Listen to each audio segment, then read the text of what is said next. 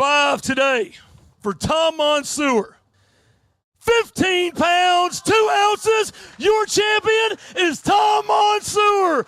Wow! Well, it is the day after the final FLW Tour event of the season here on the Potomac River, and we have our now Tour champion, Tom Monsoor.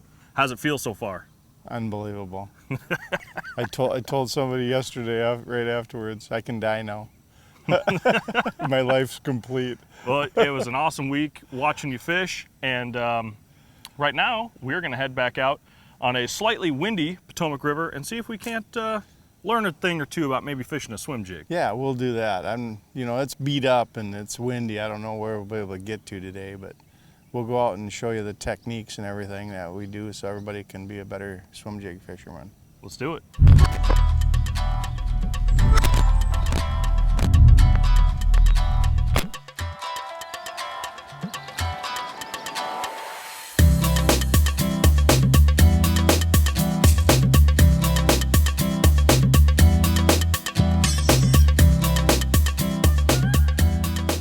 Well, Tom, we're not in the spot you caught your limit on, nor are we in the spot you caught your big fish on, because the main river today is, she's a little bumpy. 4-footers? Yeah. With white things on top of them? It's a little sheepy out there, so yeah. We decided to kind of tuck in here. We're fishing an area, it's similar to where you caught your fish. Same scenario right here, just a beautiful stretch of Potomac weeds. This river has some of the nicest weed beds for bass I've ever seen anywhere. And your starting spot, every day you'd go there, you could catch a limit. What was it about that area? You know, the secret to the Potomac and these weed beds was, in practice, you had to work the bed, and you'd find one little spot on the spot, as they call it. There might be a half-a-mile weed bed. Well, the fish might be in 100 feet of it. Or there might be 3 spots where there's 100 feet of them. Sure. You know, but I found one spot on that starting spot weed bed, and it had a rock pile on it too. And I was always fishing it in the morning, and it was usually low tide. So they weren't on the rock pile, they were around it. You know, when the tide was in, I think they'd be up on it. Pull up, sure. You know, but when the tide was down, they were around the edge of it. And I'd pull in there, and the first morning it was on. You know, and then every day, it got worse every day, obviously. You know, I was fishing it, and it was getting worked over good. And then after you caught a limit, you had a spot to catch some bigger fish and go cull, which was, how far of a run do you say that was? About 10 miles down the lake, and it was back in a cove. And that spot was different. Most of these spots are like this. You know, everybody, McMillan, you saw them, you could see the bank. Yep. You know, and the nice weed line along the edge of the bank. Well, this spot was a bay, and there was some beautiful, clean grass. Nice, bright green, crisp. And them big fish, they know where the good grass is the best. That's where they live. And I stumbled onto that because it just looked like a spot I could get away from. I like to get out away from everybody. It's like ledge fishing, only grass ledge fishing. Right. Tell me why, especially this week, why was the swimming jig, you know, the deal for it? Weeds, shallow weeds. Swim jig is made for shallow weeds, period. You know. How are you fishing it this week? Because I feel like a lot of guys, some guys will do that little, I call it the Alabama shake, where they kind of hop the rod tip. Yeah. Some guys straight reel it, some guys reel it, pause it. How do you like to fish a swim jig? The thing was, they wanted a slow and non-intrusive presentation. So what I was doing is, and I was doing this at home before I came too for a week, just killing them. Me and my girlfriend were just having the time of our lives, catching big ones. Throw it out, let it hit bottom, and then just wiggle it through the grass. I'm not, you know, doing the rod shake. What I'm doing, when you throw it out there, you feel the weeds. And I'm just trying to work it through the weeds, because it gets... Let it kind of snake its way through there. there. Right, because it's on the weeds, and you gotta get it to come through the weeds, so you wiggle it, till it breaks free. And then you stop, because maybe it's in one of those holes, you know, where they got a bed or something, or they got a little, they have little clearings too where they'll sit in the side of it and watch that little clearing for something to swim into it. A crayfish, a minnow, and then they'll jump out and eat it, you know, or swim out and eat it. And that's what I was doing, just real slow and clear it from the weeds, let it sit. Clear it from the weeds, let it sit. And man, when they hit it, it's on. They let you know. Oh my God. They grab it and take off, you know. And you're going, oh, there, you know, there's one. You know, and with the weeds are this thick, it's tricky. You know, you don't know if it's weeds or a fish sometimes. Well, these fish let you know. Believe me, it's like, you know. So tell me about the swim jig itself and why it's so good, why it works so well. Well, you know, in the old days, I had to buy things. I didn't make them, you know. And they never had a good hook. They never had the right head. They never had the right weed guard. So I used to make trout flies and stuff when I was a little kid. So it was kind of easy to get into this. I bought the molds and actually had molds made to make the bullet head so it'd go through the weeds so nice like that. There's a place in Minneapolis called Skirts Plus. I go up there. Oh my God. It's like a woman going into a shoe store, you know, with all the best shoes there are. They have got the coolest skirts, every color. I mean, shads, crayfish, just unbelievable. I go in there and I spend at least a couple hours just looking at all the colors they have. They supply skirts for everybody, you know. And then, you know, like they say, match the hatch, you know, you talk about stuff like that.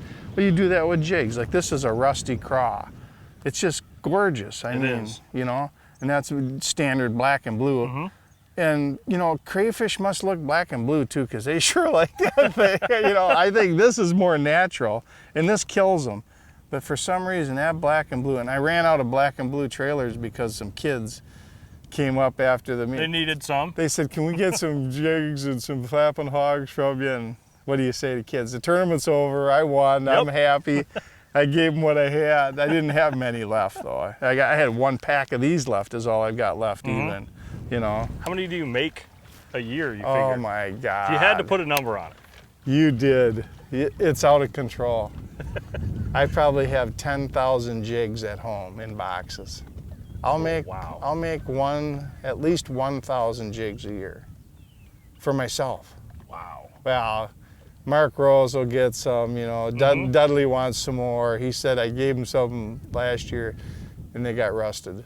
He said he put them in a Ziploc and water got in there and rusted everything. So he said, I could really use some more, you know. And I try to give them to Gary all the time, Gary Yamamoto.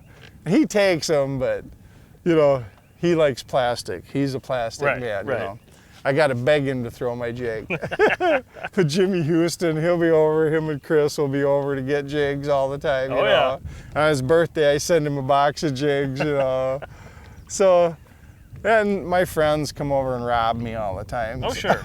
Yeah, I was down at your house a couple years ago. I pocketed a few jigs, I'm not going to lie. I mean, everybody. They were literally everywhere. I mean, you had your coffee table in the kitchen, had a vise for tying jigs, you had your mold, you had skirts, and they were just kind of everywhere, so I just kind of slid a couple off to the side, put them in my pocket, and...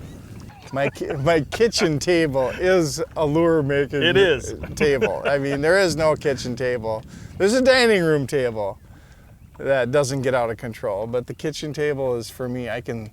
It's right by the sliding doors for the backyard, so I can watch my dog and watch the birds eating out of the bird feeder and the hummingbirds and everything. And I can see the TV and I can see, you know, I'm sitting in the kitchen, I can see everything. Anybody comes in, you know. So that's my little spot. That's my spot on the spot. Yeah. Oh, God. Uh-oh. Little guy.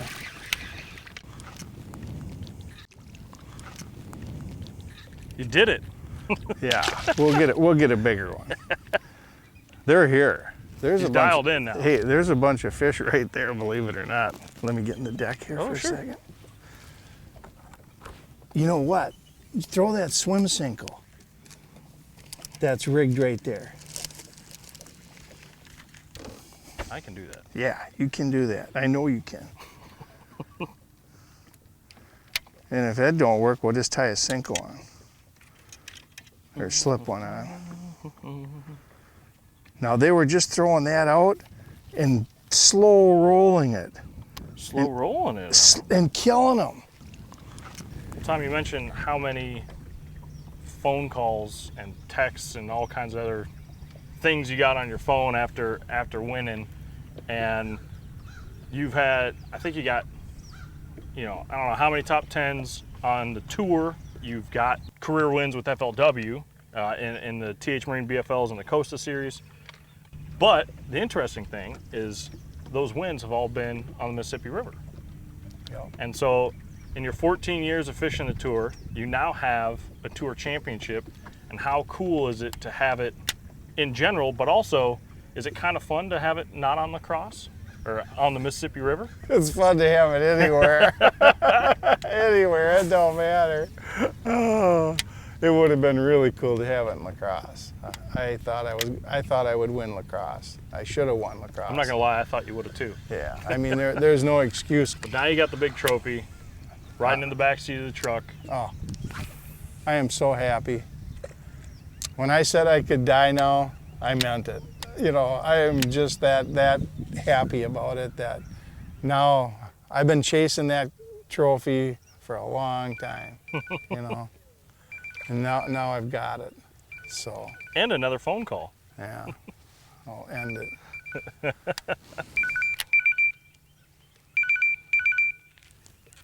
Oh, a flip phone.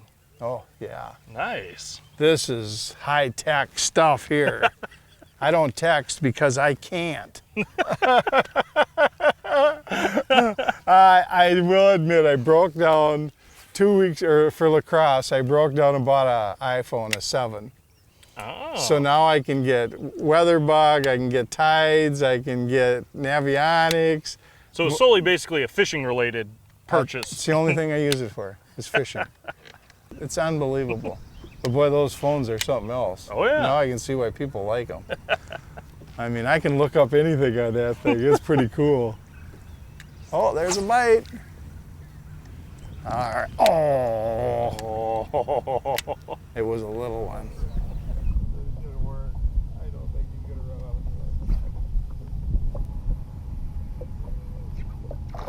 All right. You did it. He's so angry. You did it. Just like that. You're the man. Hey, you're the man. He's cool. He's got some spots on him. We did it. Yeah, we caught a bass today. We caught 2 bass today. Yeah. You caught one, I caught one. That's cool. Cool. Now we're good. We are good, Tom. And I think despite us not getting to, go actually see if we can milk a good one out of your spots you fished, it was still cool to listen to you and have you break down the tournament, talk about the swim jig, and just kind of spend some time in the boat with you. And you probably couldn't ask for a better way to end the season, huh? No, this is a great ending. It really is.